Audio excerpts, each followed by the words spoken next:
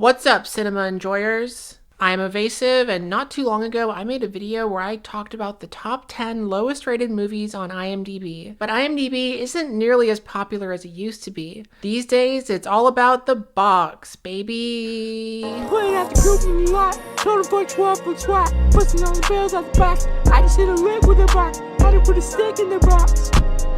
Pour up the whole damn seal, I would get Letterboxd, the biggest movie review site on the internet. I first learned about Letterboxd at NYU Film School when I looked over the shoulders of two guys in class one day freshman year and saw them both writing a strongly worded review about the English dub of Princess Mononoke. I joined the website too, and when quarantine happened, I became hyper fixated on watching famous movies and writing silly little reviews for them. As you can see from my account, this hyperfixation got very out of control and I have never fully recovered. But enough about me. This video is about the top 10 lowest rated movies on Letterboxd, which as you can see are almost completely different from the top 10 lowest rated movies on IMDb. My patience for watching garbage isn't what it used to be, so for this video I roped in fellow media expert Athena-P to explain some of these for me. And since I already covered two of these movies on my channel before, I just copied and pasted my script from those videos into this one. So if any part of this video seems familiar, that's because I'm literally committing self-plagiarism. I'm not in school anymore, so nobody can tell me I'm not allowed to do that. Nobody's gonna drop my video into turnitin.com and fail me for recycling material. This is YouTube,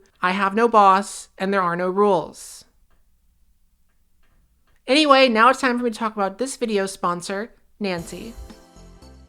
Listen, self-care is really important, especially when it comes to anything below the belt. But there's so many different ways to experience self-pleasure, it can be really intimidating and overwhelming, especially if you're a beginner, which is why I'm very excited to tell you about Nancy. Nancy is a sexual wellness company committed to removing the taboo associated with self-pleasure. Their toys and guides are specially designed for those who are a little less experienced, but still open to experimenting and having fun exploring. Today we have Nancy's Beginner Bliss Bundle, which includes the Uno personal massager and the LEM suction vibrator, along with self-love manuals, a pleasure guide, and a pouch to store it all in. The Uno is a simple massager designed for beginners that starts with a gentle rumble and builds up as you go. And the LEM here is a small but powerful air suction massager with 10 unique intensities and patterns that some customers have described as absolutely scream-worthy. Both toys are very quiet and made of premium, water-resistant, and body-safe silicone for a silky smooth feel your body will love. Plus, all of Nancy's products come in this stylish packaging, which makes them an amazing, no-hassle gift for that special someone in your life. So if you're ready to start playing, head on over to hellonancy.com/evasive and use my promo code EVASIVE to get an exclusive 25% off discount on all of their toys today. That's promo code EVASIVE to get 25% off from Nancy. Thank you so much to Nancy for sponsoring. Now let's get into the video.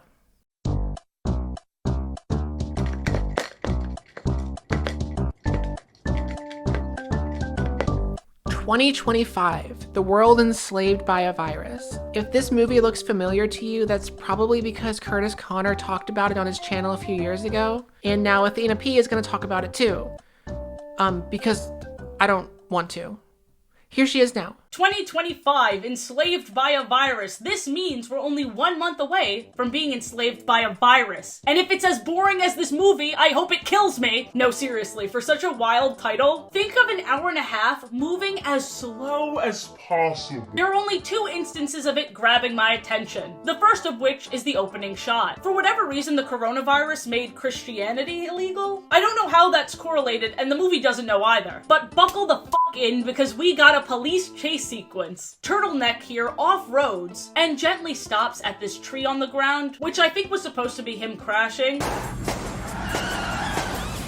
Then we get this super impressive and not awkward at all slide on the hood of his car. Dude, how did he do that? That was awesome. The turtlenecked man named Roy, I totally forgot that was his name. I may have Googled that 2 seconds before I turned on the camera, puts his hands in the air and he's arrested. During the police interrogation, Turtleneck, I'm just gonna keep calling him that, okay? I don't care that his name is Roy. Turtleneck gets so incredibly preachy about nothing. Remember when we could go to concerts and praise the Lord in concert? Do you really think a cop would sit there and listen to that yammering? No, they would slam their hands on the table and tell him to shut up. Usually I don't encourage that, but here I think it's justified. But the cops do not do this, and this aimless monologue goes on for 3 minutes, which felt like 3 months. Speaking of which, let's cut to 3 months before. We cut to these secret Christians mourning their friend Jack, who was killed by the government. This should be a heart-wrenching scene, but the emotion is non-existent. Jack always had my back. Haha,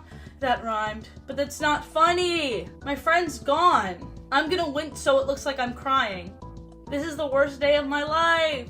Hey, remember when we could watch movies? No joke, they just start reminiscing to a time before quarantine, just like how I'm reminiscing about a time before I watched this movie. That was my review on Letterboxd. Evasive got me on Letterboxd. You should follow me on Letterboxd. Now it's time to spray paint some Christian fish on some leaves that will most definitely be picked up and swept away by the wind. The ultimate sign of rebellion and Fishianity. They're also wearing masks, and outside no less. I thought they didn't believe in that. They can't believe in PPE, they can only believe in GOD. Quick shout out to Jesus Christ, please never let a movie like this be made ever again. While they're spray painting, this girl gets shot in the arm, which is ironic because they're also probably anti-vax. She gets saved by another secret Christian. There are so many secret Christians, guys. By the time Roy is giving speeches on trucks, there's at least 8, which is what they thought they did. They thought they ate. Here's where the movie takes a turn for the worst. We meet this curly-haired blonde who's stealing information from the government to help out the Christian resistance. Her and the main character guy and writer of this movie are married in real life. What's so wrong with that? He was grooming her for years as her youth pastor.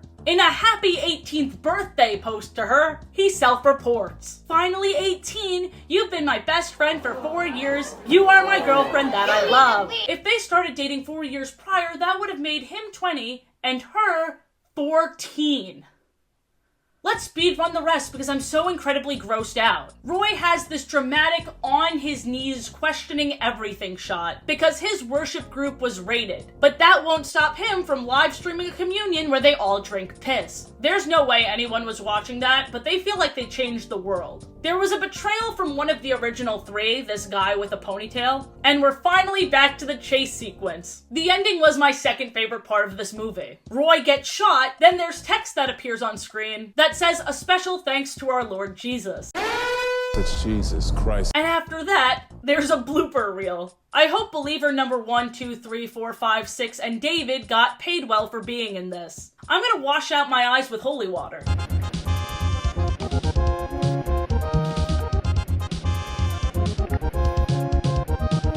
The 9th lowest rated film on Letterboxd is Slender Man. And as I read this script, I'm realizing that Slender Man is irrelevant now, so I'm gonna have to explain what he is real quick. So Slender Man is a fictional character created by a guy named Eric Knudsen for a scary Photoshop contest on somethingawful.com back in 2009. From there, the character quickly went viral and took on a life of his own as people created their own fan art, stories, and videos about him and spread them all over the internet. Slender Man's peak came in 2012 when game developer Mark J. Hadley created the game Slender, and nearly every Let's Play channel on YouTube downloaded it to film themselves getting jump scared on camera. All the popularity around this skinny legend came to a screeching halt in 2014, though, when 2 12-year-old girls took another 12-year-old girl into the woods in Wisconsin and tried to stab her to death as a sacrifice to the Slender Man. Fortunately, the girl survived, but the incident was so shocking that the whole internet kind of collectively agreed to drop Slender Man entirely and move on to their next horror game obsession, Five Nights at Freddy's. And then 4 years later, in 2018, Sony Pictures dropped the trailer for the Slender Man movie they've been working on for years, and nobody was into it. Besides the fact that the Slender Man meme was basically dead at this point, people were quick to point out that it was tasteless to release a big budget movie out of this character only a few years after the Wisconsin stabbing incident, especially after one of the parents involved spoke up about it. Scared of bad press but unable to cancel the movie because they already filmed it, Sony decided to cut all of the gore and most of the scary scenes from the movie so it could be rated PG-13. I don't know if they ever officially said that, but you can tell because there's scenes from the trailer that weren't in the final film.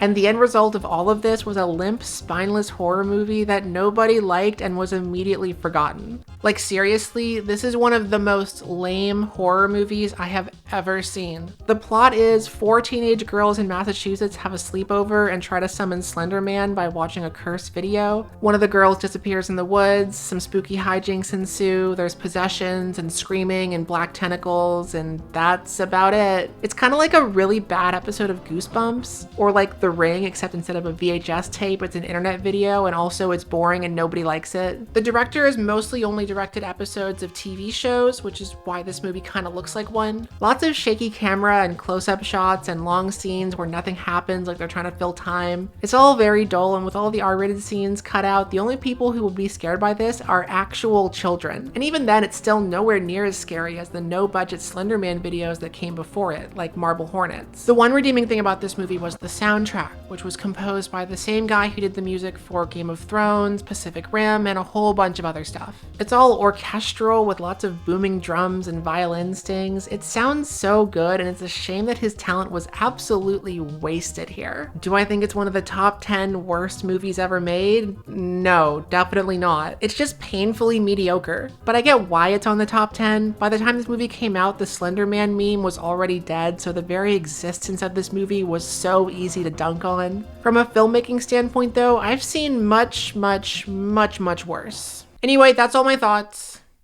Segment over. Here's that Slender Man catwalk vine from 2014. Now walk.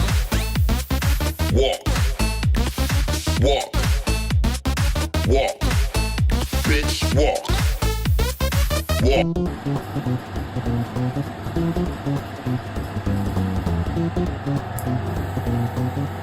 So of all the top 10 lowest rated movies, Disaster Movie is the only one that's on both the IMDb top 10 and the Letterboxd top 10. And I have to conserve my energy for the rest of these movies, so the script here is literally just copied and pasted from my IMDb video. So if you've already seen that one, feel free to skip this part.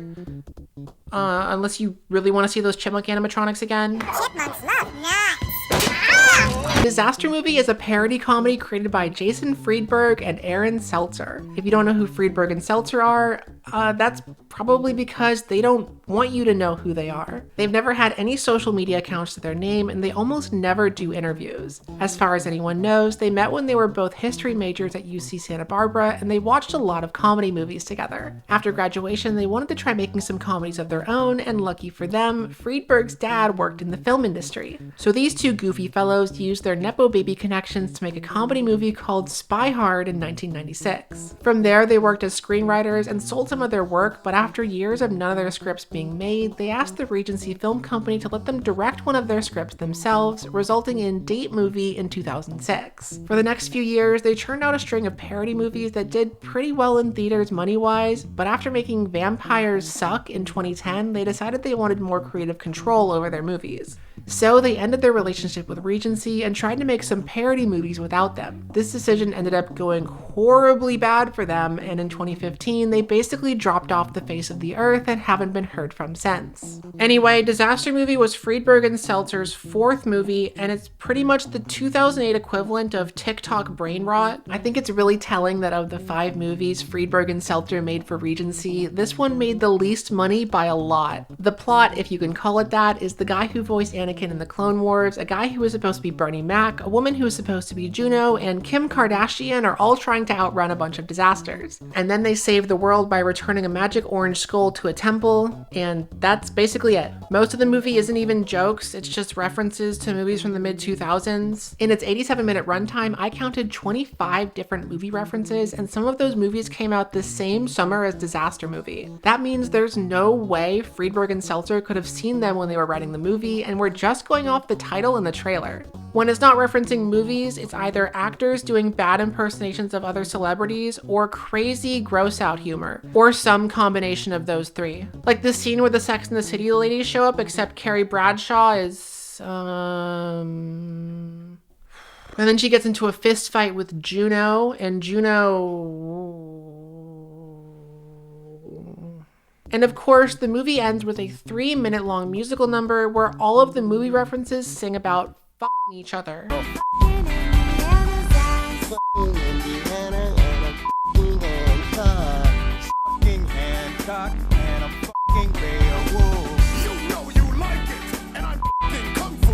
I am ashamed to admit though, there are parts of the movie that caught me so off guard, I actually did laugh, like the horrifying chipmunk animatronics, or Michael Jackson popping out of the Speed Racer car and saying, hee hee. I laughed, but it was like a painful laugh, you know? Like laughing after you get invasive throat surgery. My point is, movie bad, but it made some teenagers laugh in 2008, so I guess it could have been worse. And this is my baby's foot.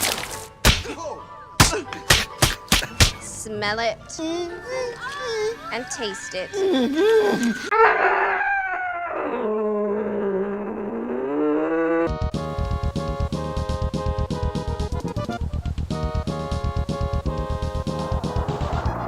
Jeepers Creepers Reborn is the fourth installment of the Jeepers Creepers horror movie series created by Victor Salva.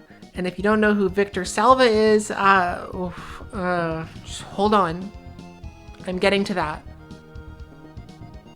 So if you aren't familiar with the series, here's a crash course. The first movie came out in 2001 and was executive produced by very famous director Francis Ford Coppola. It's about two siblings on a road trip in Florida who were stalked by a man-eating flying monster called the Creeper. That movie turned a decent profit, so a sequel with a higher budget came out 2 years later. In that movie, the Creeper hunts a bus full of high school kids until Leland Palmer from Twin Peaks shows up and shoots him with a harpoon gun. It's definitely the best in the series, which isn't saying much, but still. The sequel was profitable too, but it would be more than a decade before Jeepers Creepers 3 came out in 2017. This one had a much smaller budget than the previous two movies and no involvement from Francis Ford Coppola. Also, for some reason, the cliffhanger from the end of the previous movie was abandoned, and this one is set between the first and second movie. And also the whole thing takes place in broad daylight and isn't scary at all. Then during the COVID quarantine a few years later, the producers of Jeepers Creepers 3 secretly rounded up a cast and crew and filmed a fourth movie in the franchise without the involvement of Victor Salva or any of the original cast. When they announced the movie in 2021, they were immediately hit with a property fraud lawsuit, and according to court documents, that lawsuit is still pending, so I doubt we'll be seeing a Jeepers Creepers 5 anytime soon. Here's the thing though, and I don't say this lightly, Victor Salva absolutely deserved to have this series stolen from him. This man never should have had a career in film to begin with, and you only need to scroll to the bottom of his Wikipedia page to see why. Salva was convicted of sexual misconduct in 1988 for sexually abusing Nathan Forrest Winters, the 12-year-old star of his film Clown House, and videotaping one of the encounters in which he forced Winters to perform oral sex on him. Commercial videotapes and magazines containing CP were also found in his home. He pleaded guilty to lewd and lascivious conduct, oral sex with a person under 14, and procuring a child for pornography. He was sentenced to 3 years in state prison, of which he served 15 months, and lifetime registration as a sex offender. He completed his parole in 1992. His mentor, Francis Ford Coppola, reportedly told him that his experience in prison would have value and make him a better artist. So you know what? I'm glad this movie exists. Victor Salva is a disgusting person, Coppola is horrible for defending him, and this movie is hilarious. Like seriously, right off the bat, the movie leans hard on the fourth wall and tells the audience to just forget about the previous three movies. Wait, didn't they make a movie out of it? Creepy Creeper or something? 3, actually. But none of that is real. Like seriously, the whole thing is a slap in the face to Victor Salva, and I think that's awesome. Unlike Jeepers Creepers 3, which is boring bad, this movie is funny bad. The intro is recycled beat for beat from the first movie. It's got lots of ugly green screen and CGI effects. The acting is like bad student actors in a bad student film. The main girl spends most of the movie wearing a costume from a better horror movie. And the writing is just beautiful. This is the Coachella of cosplay. Bury me here, please. I'm a bimbo. How do you like those peepers, bitch? Anyway, my point is that in context, this movie is hilarious. And even out of context, it's still way more entertaining than Jeepers Creepers 3. In my opinion, 3 should be in the top 10, not this one. Like for real, how can anyone say this movie is worse than 3 when it has lines like this? Well, I was trying to hold it till I got there, but I need to tinkle Taylor, my soldier spy.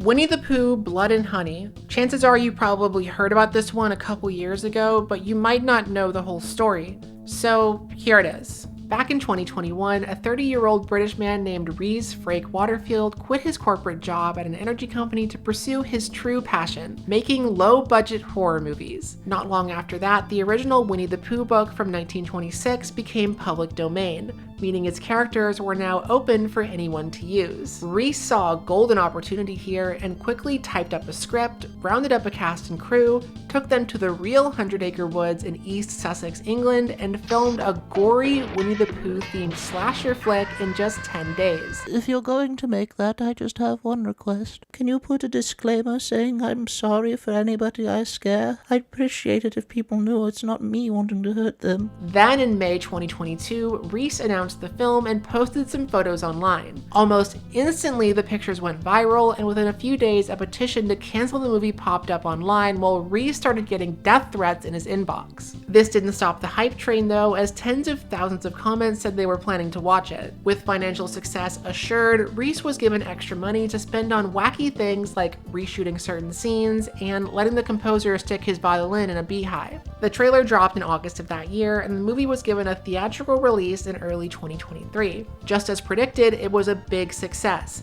making over $7 million on a less than $100,000 budget. Before the movie was even released, Rhys revealed that he'd be milking this concept for all it's worth by making a whole cinematic universe of low-budget horror movies out of public domain children's characters like Peter Pan, Bambi, and Pinocchio. And they're all gonna come together in a crossover film called Pooniverse: Monsters Assemble.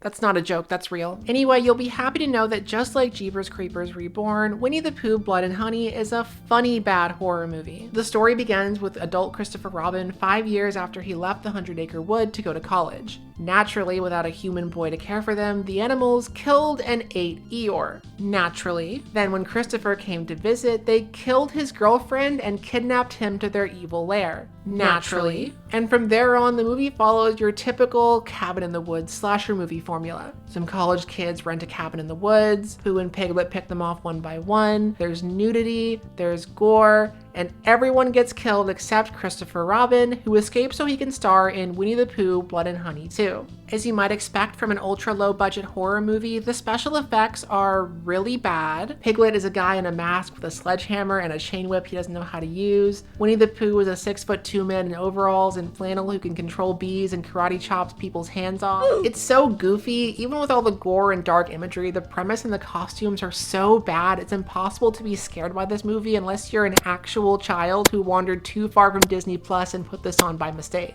Honestly though, if you expected anything more from a micro-budget horror movie about Winnie the Pooh, that's on you. You should know better than that. Where's his car here?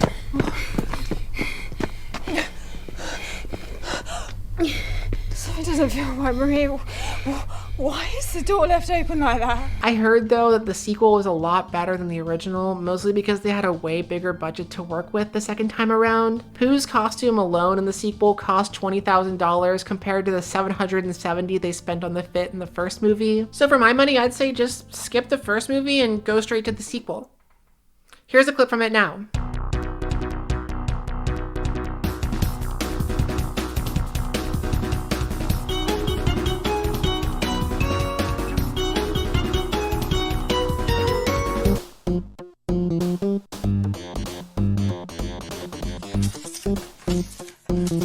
Hey, Athena. Hi. Could you maybe do number 5 for me too? Yes. Yeah, the Noah Centineo one. You want me to play the what clip? The what? The squirt clip? So, you're gonna show me how you squirt or what? Yup, and this movie is just as difficult to watch as that clip is. Evasive and I had a cursed movie marathon and raised over $1,000 to heal Palestine, so that is the only good thing this movie is a part of. In the title sequence to Swiped from 2018, we have people swiping on their phones. Very on the nose, very thematic. But something off the nose is that even though Noah Centineo is plastered all over promotions for this movie, he is not the main character. Not even a little. We follow this guy named James throughout. We open with him watching a tech bro video on his phone, and hold up, is that Dream?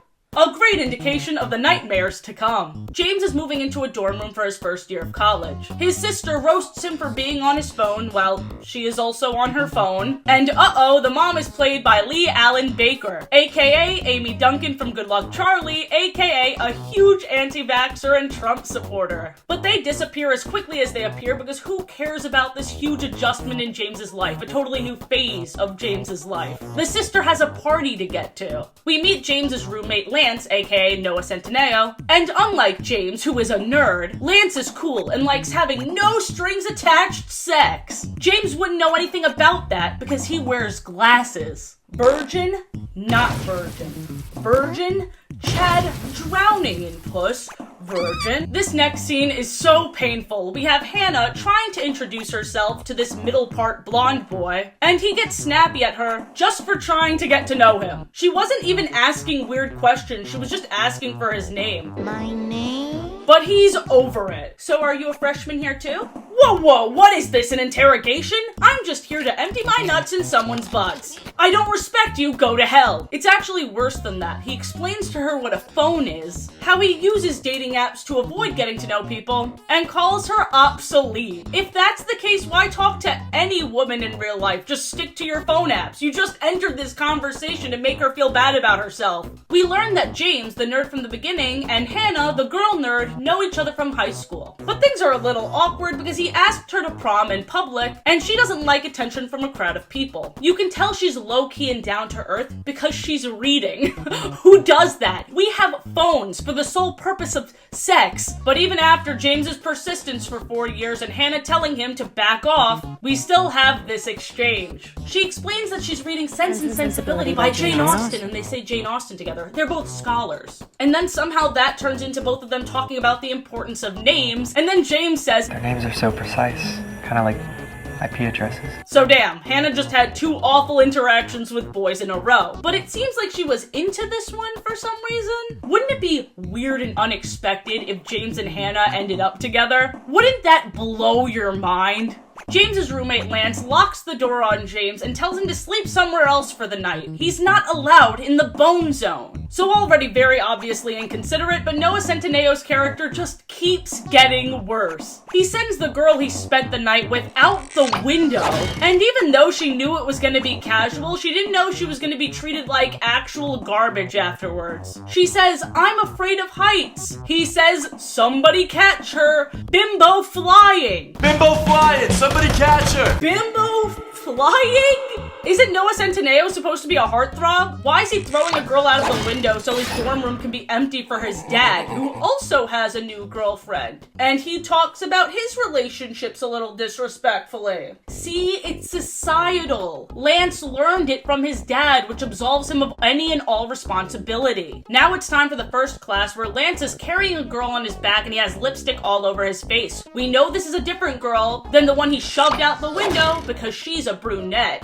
I'm noticing more about these girls than Lance does. The teacher is pissed, rightfully so. James is the only one who did the work for this class, and James is too afraid to even admit that because the rest of the class looks like they're about to kill him. This leads to an intervention led by Lance where he orders James to fail so they can be graded on a curve. Could Lance get any worse? Yep. As he and his bros are talking about dating apps, Lance is stopped by multiple girls, and what they say confirms that he promises to take them out on a date the next day. Or call them, which he never follows through on. So that's not being upfront and honest about your intentions, but he is very upfront and honest with the boys. When discussing the perfect dating apps, Lance says, "Perfect dating app would have a girl airlifted out of my bed the second I'm finished with her." Finished with her! God, I wish Lance was talking about Mortal Kombat instead of Mortal Kombat. Oh boy, there's a piece of this production I'm just dying to tell you about, but we have to witness just how misogynistic this movie is first. The full picture here is even more upsetting than you can imagine. So Lance gets James to create this hookup app, and this is where the plot really starts picking up. Once Lance needs James to start making the app, he starts buttering him up, and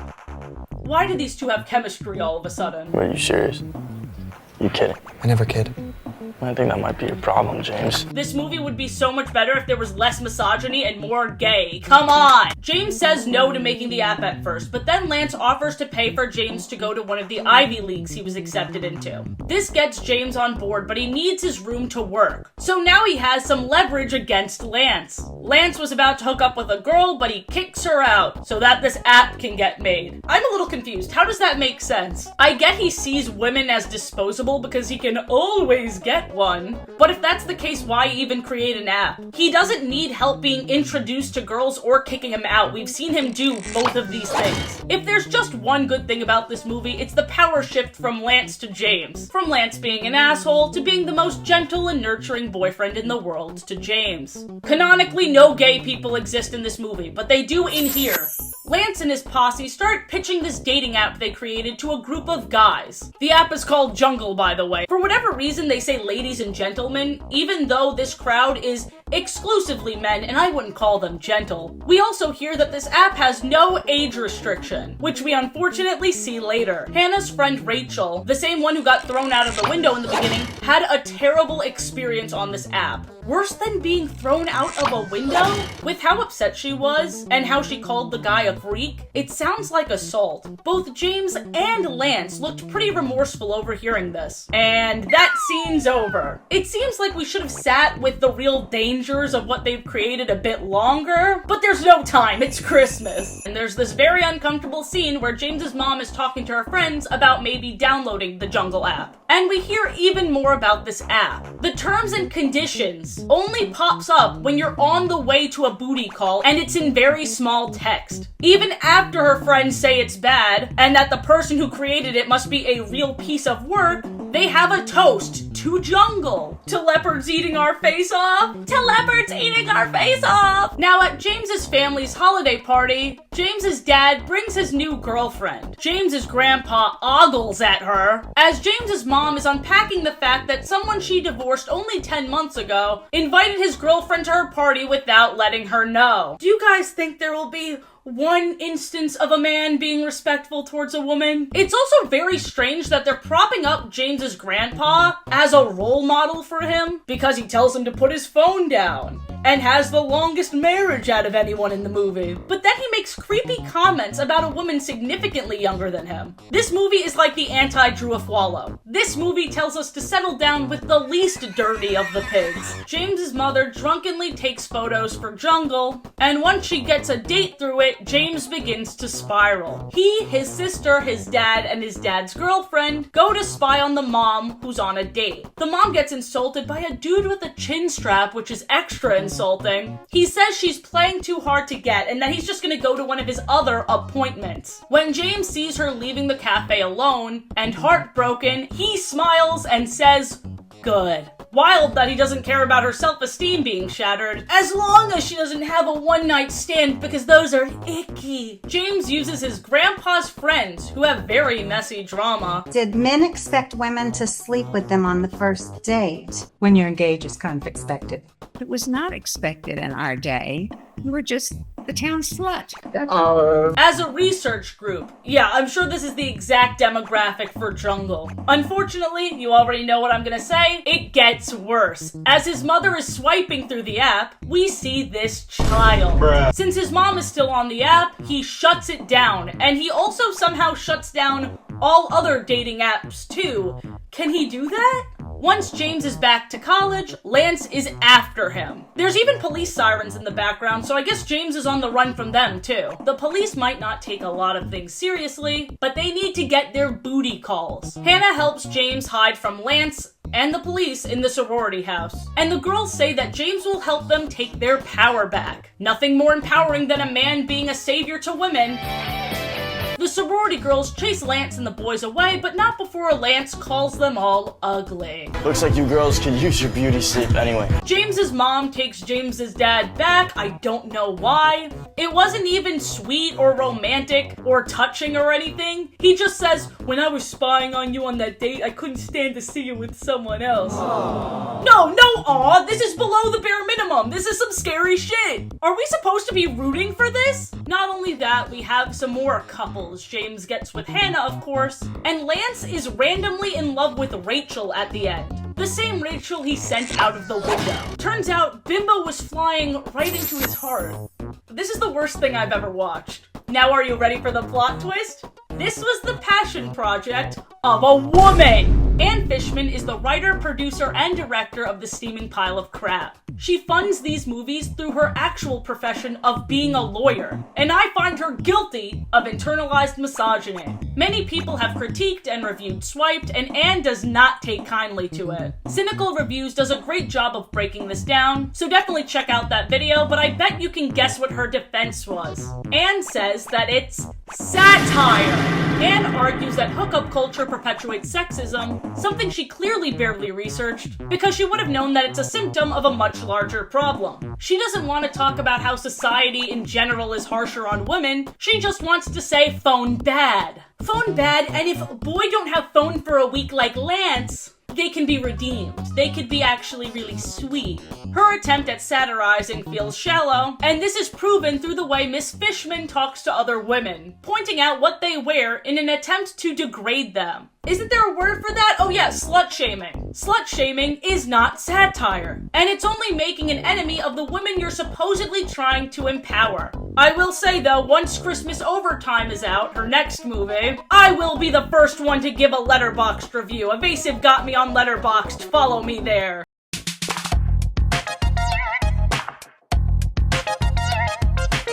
So The Last Airbender is another movie that I talked about on my channel already, back when I covered every movie that ever won a Razzie Award for Worst Picture of the Year. I love the original series, so I refuse to watch this movie again or even think about it for longer than a minute. Also, I didn't bother to watch the new series on Netflix either, so I'm not going to make any jokes about that here. I mostly just copied and pasted my script again. I am in pain, and there's still 4 movies left. I don't care. The Last Airbender is a live-action trash fire directed by M. Night Shyamalan that attempted to condense the first season of an amazing animated TV show into a 90-minute CGI-filled mess. Development on the film began in 2007 before the show's 3rd and final season had aired, and right away, things got messy. Series creators Michael DiMartino and Brian Konietzko talked about it in an interview a few years later, and here's what they had to say. While it was being made, people wanted us to be excited. Like, hey, you're getting a movie made. And I'm like, well, it's kind of complicated and I don't know if it's going well.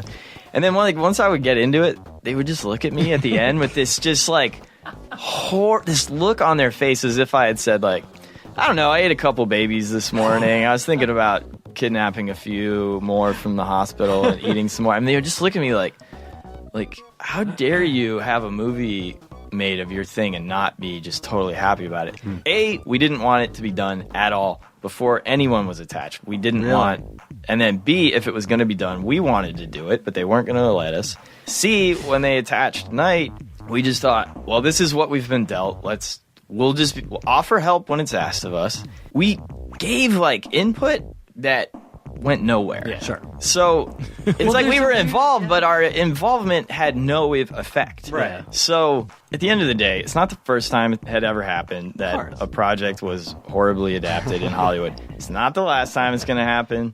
It might even happen to us again. We never know. Sure. But I'll definitely approach it differently the second time. But so yeah, this whole project was basically a disaster from the start. Maybe if you watched this having never seen the original series, you'd see it as just another lame Hollywood fantasy action movie, but for fans of the series, this was offensively bad. The creators of the show had no control over it. Beloved characters were made one-dimensional and pointless. Major plot points were skipped over. White people played clearly non-white characters. Characters' names are pronounced wrong. How do you mess that up? It made a lot of money, sure, but it was so hated by audiences that Paramount must have known they couldn't fool people twice and canceled plans to adapt the other 2 seasons of the show, effectively sinking the career of the kid who played Aang before it even began. It's just sad. The whole movie is a sad waste of source material. You'd probably have a better time playing the official Last Airbender Wii game than you would watching this movie.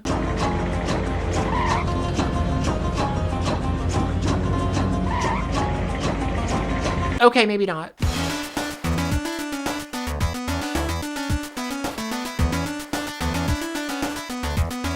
365 Days is a trilogy of Netflix movies that are so bad, 2 of the movies are in the top 10, and the third is almost there at number 11. So I'm just gonna cover the whole series all at once here. I guess that means this video is actually, I watched the top 11 worst movies on Letterboxd, though I don't really know if I can say that I watched the third one because I had it on at 1.5 times speed while I was doing laundry and playing video games at the same time. Anyway, so here we go. 365 Days is a series of movies based on 3 erotic thriller novels of the same name. The books were written in 2018 by a Polish woman named Blanka Lipinska, who said she was inspired to write the books after reading 50 Shades of Grey.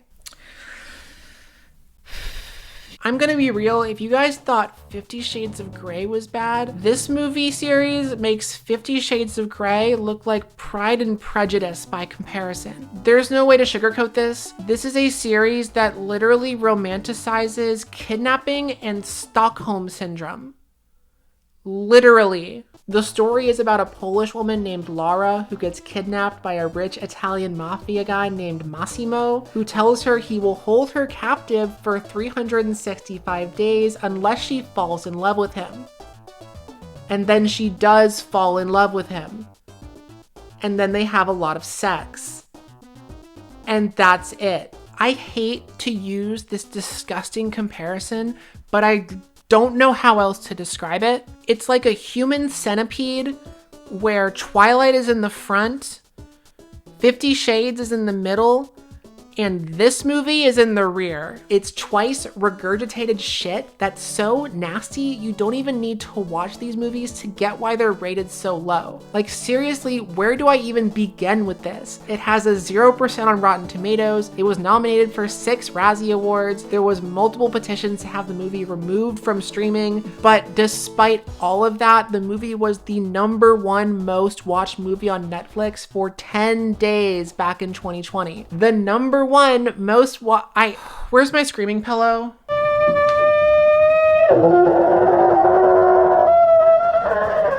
Okay, like I get it. I'm mostly asexual, but I get it. It was quarantine, people were horny and they couldn't have sex or whatever, so that's why this happened. I understand that, but it's just, this was physically painful to watch. It's not enough the entire premise is completely fucked up, but on top of that, the acting is bad, the script is awful, and the mafia guy has this thing where he appears out of thin air and says this great catchphrase that's totally sexy and not terrifying at all. Are you lost, baby girl? Are you lost, baby girl? Are you lost, baby girl? Are you lost, baby girl? Also, the plot makes absolutely no sense. The first movie ends with Lara getting killed by a rival gang in a car crash, but then at the beginning of the second movie, she's alive and fine like nothing happened. Almost all of the second movie is just sex scenes anyway. In what little plot there is here, the movie introduces a Jacob to the story, who is another mafia guy named Nacho. Also at the end, it's revealed Massimo has an evil twin, or I guess an evil-er twin, and then everyone shoots each other and Lara dies again, except not really because she's alive in the third movie, like nothing happened. I don't even know what happened in the third one. I was so tuned out at that point. The only time I paid attention was when Massimo and Nacho started kissing each other, but then that turned out to be a dream, so whatever. It's really awful. Like seriously, if I could snap my fingers and delete every trace of this series off the internet, I would. Except the golf scene though. That scene is really funny, so we can keep that one.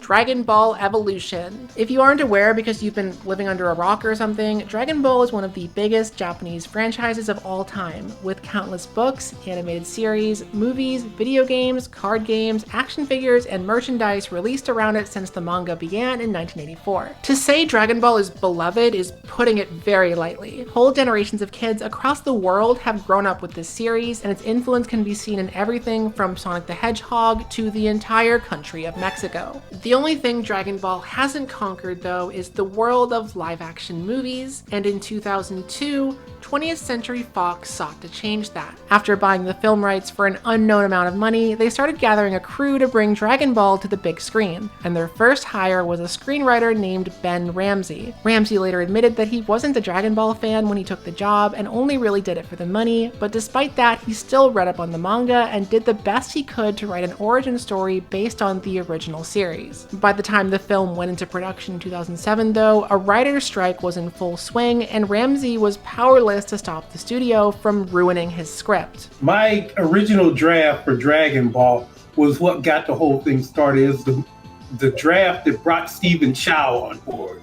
A writer's strike kicked in around that time. I was nowhere near. I wasn't around in production at all. I went to the screening of it. I sat there and watched it, and I was like, who wrote this shit? Here comes my name with a sound effect and everything go whoosh. As for production, filming began in Mexico of all places in 2007, and according to James Marsters, the actor who played King Piccolo, the movie was a scam from the start. As he later said, Dragon Ball Z was really important for me as a father, so I was really into it when I got the role. And they told me it was a $120 million picture and that Stephen Chow was producing. And Stephen Chow is the director of Kung Fu Hustle and Shaolin Soccer, films that are funny, goofy, violent, scary, everything you would need for Dragon Ball to work. Then I get out to Durango, Mexico, and it's now a $30 million picture, and Stephen Chow is just on paper to fool us down into the desert. And they don't even want to pay for the stuntman to get made up like me, so they never used the stuntman.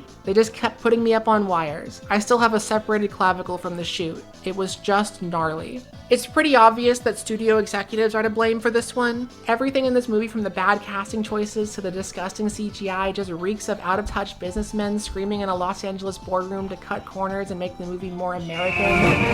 And in the process, they completely missed the point and pissed off every Dragon Ball fan on the planet. And believe me, there's a lot of those. Now, I haven't actually binge-watched Dragon Ball myself yet, but I did play one of the fighting games on PlayStation 2 back in the day, so I feel like I know at least some of the lore. Really though, you don't need to know anything about Dragon Ball at all to see why this thing sucks. There's so much wrong with this movie, I don't even know where to start. Just like with The Last Airbender, the original creator wasn't really allowed to give any input, major characters were cut or changed beyond recognition, the story condensed so much material it's impossible to follow, the costumes are dumb, the special effects are terrible, none of the footage I'm showing on screen right now is from the movie. Unsurprisingly, the movie was a financial failure and the sequel plans were canceled. The director never directed another movie again, and pretty much everyone involved with this has apologized for it existing. The one upside of this though is that according to series creator Akira Toriyama, this movie being so bad is one of the main reasons why he revived the series after a 17-year hiatus. So arguably, if it wasn't for Dragon Ball Evolution, fans wouldn't have all this extra stuff that came out after. So everyone say, thank you, Dragon Ball Evolution.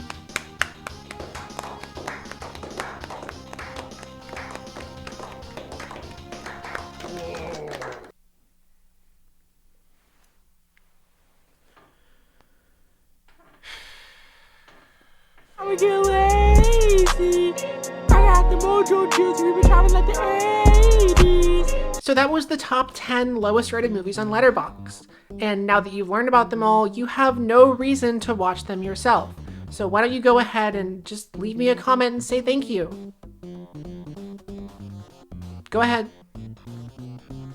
Putting aside how painful it was to watch these movies, I think the choice in films here is really interesting and speaks to Letterboxd movie culture as a whole. This top 10 has 3 recent horror movies, 2 live-action adaptations of animated shows, 2 Netflix movies glorifying sexual violence, 1 piece of anti-vax propaganda, 1 stupid parody comedy, and 1 low-budget Noah Centineo rom-com. Unlike the IMDb list, which had a lot of bad movies from the 2000s, the Letterboxd list is mostly films released in the last 10 years. Letterboxd user base has grown a lot in that time, and based on view counts, it seems like users are much more likely to watch a bad movie if it's brand new. If you scroll through the rest of the Letterboxd worst movies, you'll see that most of them aren't even that old, which to me just goes to show that it doesn't matter how bad a movie looks, if it gets released on a major platform, a lot of people are going to watch it.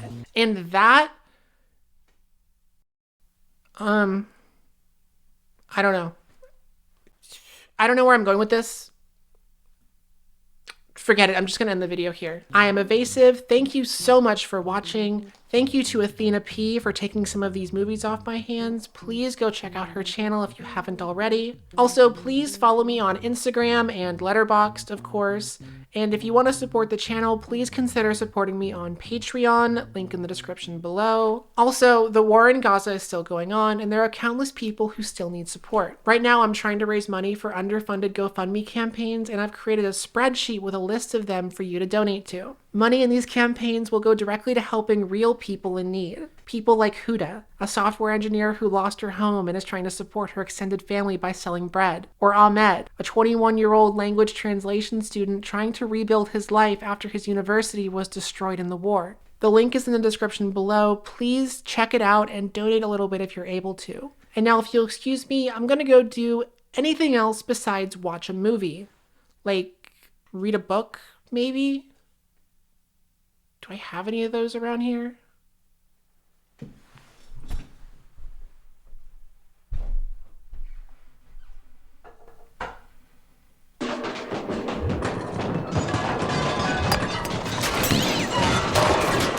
Okay, I found a book.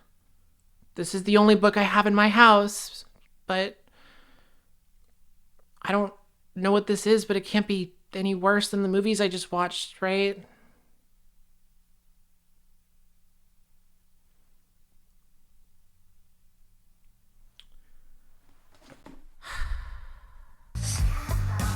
Special thank you to my top tier patrons, Aaron, Ackler, Alexis Hongiano, Andrea Morton, Andrew Coro, Andrew C., Blingo, Bruno, C. Alba, Caleb Fortner, Carl, Doc Davis, 8-Bit Dylan, Eric Vasilevsky, Fooly, Gary V-Dub, H, Kit, Lucas Probably, Mara Copeland, Marina Plays Bass, Matthew J., Pigeon Rose, Pooh Bear Thought, Queer Little Guy, Richard Brown, and Sarah Melody.